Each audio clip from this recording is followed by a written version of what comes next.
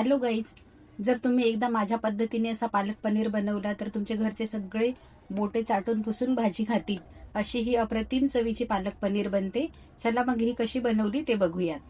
सर्वात आधी आपण पालक ब्लांच करून घेऊया. 2 ते 3 मिनिटं पालक असंच गरम पाण्यात ठेवू. गॅस बंद करू आणि पालक काढून घेऊया. पालकामध्ये लोह आहे, कॅल्शियम आहे, मॅग्नेशियम आहे, व्हिटॅमिन ए, सी आणि के आहे.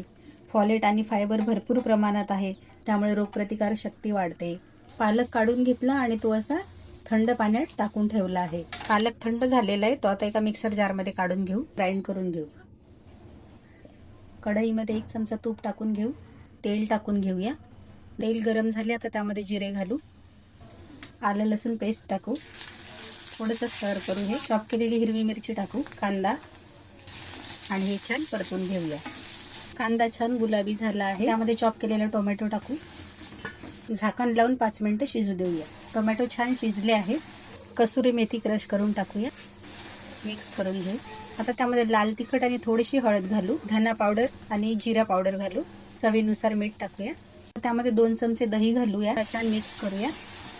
अगदी घरगुती साहित्यात आपली भाजी तयार होते. कुठलेही मसाले वगैरे याला जास्त लागत नाही. ह्या मसाल्याचा सुरेख असा रंग दिसत आहे आणि स्मेलही खूप छान येत आहे. ह्यामध्ये अगदी थोडंसं जायफळ घालू. मसाला छान शिजला आहे, त्यामध्ये आता पालक प्युरी टाकून घेऊया. मिक्स करून घेऊ. हे यामध्ये थोडंसं पाणी घालूया आणि आता हे छान 5 ते 10 मिनिटे शिजू देऊया. ग्रेव्ही छान अशी शिजली आहे.